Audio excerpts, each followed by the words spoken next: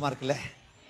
இந்த பாட்டை பாடி முடிச்ச உடனே ராமசாமி கிட்ட போய், ஒரு குற்றம் செய்யாதவர் எங்க ஆளு மட்டும் தான் சொன்னா, சரி இருந்துட்டு போட்டதுக்கு இப்ப என்ன ஏன் தெரியுமா சார்? இயேசுநாதர் குற்றம் செய்யாதவரா, பாசமா, அன்பா, கருணையின் வடிவமாக, தியாகராஜராக, சாந்த சீலனாக, கருணாமூர்த்தியாக வாழ்ந்தாரு. வாழ்ந்துட்டு போயிட்டு அதுக்கு பெண்ண நீ யாரு? நீ யார்? ஒரு ஊழியக்காரரு. இவர் உலக வழக்கப்படி நாடார் என்று தன்னை அழைத்துக் கொள்ளக்கூடியவர்.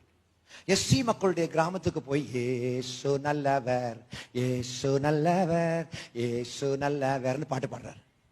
அப்ப அந்த ஊர் தலைவர் வந்து சொல்றாரு, எக்ஸ்கியூஸ் மீ, இந்த இயேசு நல்லவர்னு பாடுறீங்க, போன வாரம் இந்த பாட்டு தான் பாடுனீங்க, அதுக்கு முந்தின வாரமும் இந்த இயேசு நல்லவர் தான் பாடுனீங்க, இந்த ஊர்ல யாராவது இயேசு கெட்டவர்னு சொன்னாங்களா சார்? இல்லையே சார், இயேசு நல்லவருங்கிறது இந்த 18 பட்டிக்கும் தெரியும், எங்க தாத்தா ஏற்கனவே சொல்லி கொடுத்திருக்காரு, எல்லாருக்கும் தெரியும் சார் இயேசு நல்லவர்னு. அவர் நல்லவர்னு தெரியாத ஏதாவது ஒரு கிராமத்துல போய் சொல்லுங்க. அப்படி சொன்ன உடனே இந்த ஏழி நிமித்தமாக கிடந்து போனவர் என்ன சொன்னார் தெரியுமா? ஊழியம் செய்யும்படியாக கிடந்து வந்திருக்கிறோம் அப்படின்னு அவர்கிட்ட சொல்றாரு. உடனே அவர் அந்த ஊர் தலைவர் சொல்றாரு, நீ கடந்து வாரியோ நடந்து வாரியோ, இயேசு நல்லவர்கிறது எங்களுக்கு நல்லாவே தெரியும், தாத்தா தாத்தா காலத்திலே தெரியும். நீ நல்லவனா? நீ நல்ல வேணா உன் பொண்ண இந்த சேரியில உள்ள ஒரு பையனுக்கு கட்டி கொடு, இல்லைன்னா உன் பையனுக்கு இந்த சேரியில உள்ள ஒரு பையன், உன் சர்ச்சில் வரக்கூடிய ஒரு பொண்ண, உன் சர்ச்சில் வரக்கூடிய ஒரு பொண்ணுக்கு கல்யாணம் பண்ணு.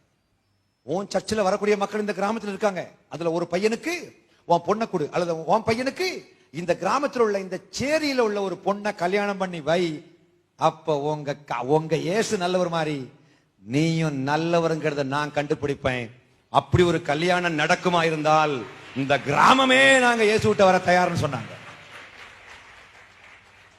உடனே அண்ணாச்சி சோதரம், ஆமா என்னால முடியும்ல அப்படின்னு அண்ணாச்சி சொல்லவே இல்லை. நேர வீட்டுல போய் அக்கா கிட்ட போய், தெய்வ பக்தியோ நடக்க மனதோ இருக்கிற யாவரும் துன்பப்படுவார்கள், அவங்க நாக்கப்படுங்கிற மாதிரி ஒரு கேள்வி கேட்டாமில்ல, பதில் சொல்லியிருக்கலாம் இல்ல, பதில் சொல்ல முடியல. இங்க வந்து தேவ பக்தியா நடக்கிறாரா, இவர் தேவ பக்தி உள்ளவரா?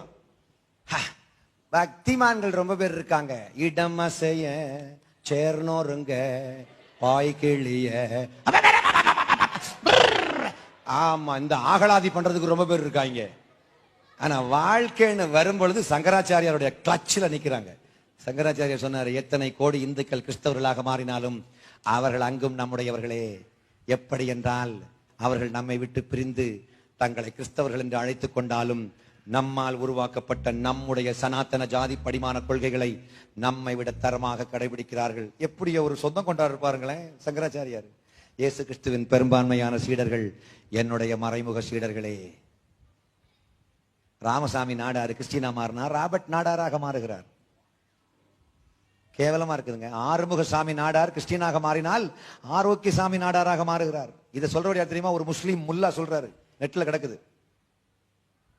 இயேசுக்குள்ள நம்ம 138 கோடி மக்கள்ல நான் ரொம்ப ஜாதி வரி உள்ளவனா இருந்தேன், ஆனா இயேசுவை ஏத்துக்கிட்டதோட ஜாதி வரி என்ன விட்டு போயிடுச்சு அப்படின்னு 138 கோடி மக்கள்ல யாராவது ஒரு ஆள் சொல்ல முடியுமா? சொல்லணும் பிரதர்.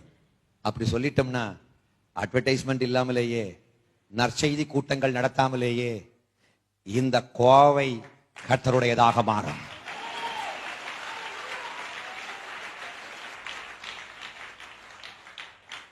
ஸ்ரீலங்காவில் இருந்து வந்த மக்களை இயேசு நேசிப்பது போல நீங்களும் நேசியுங்கள்.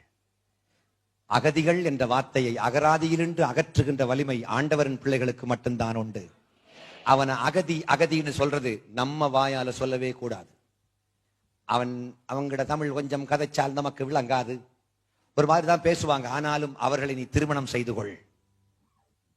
இல்ல எனக்கு இந்த வித்து போக மாட்டேன், நாங்கெல்லாம் கவுண்டர் வேளாள கவுண்டர் என்கவுண்டர் பண்ணி போடுவார்.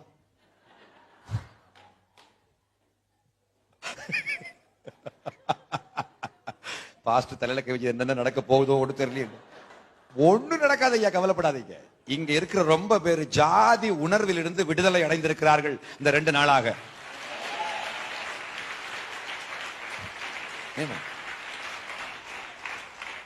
என்னை இயேசு நேசிக்கும் பொழுது நான் எவ்வளவு அசிங்கமான பாவியாக இருந்தேன் அப்படிங்கிறது அவருக்கு தான் தெரியும். அதே மாதிரி நீயும் பாவிகளை ஏற்றுக்கொள். அல்லேலூயா, அல்லேலூயா. நம்ம எல்லாம் எவ்வளவு தூரம் இயேசு கிறிஸ்துவுடைய அன்பை ருசிச்சவங்க. அடுத்தவனுக்கு அந்த ருசிக்கக்கூடிய வாசல்களை திறந்து விடுங்கள். அல்லேலூயா, பிரைஸ் தி லார்ட். கருப்பானவங்களை கல்யாணம் பண்ணுங்க, மெயின்டெனன்ஸ் சார்ஜ் ரொம்ப குறைவாக இருக்கும். திரும்பவும் நான் சொல்கிறேன். அல்லேலூயா. God bless you all abundantly. செய்திகள் இத்துடன் நிறைவடைகின்றன.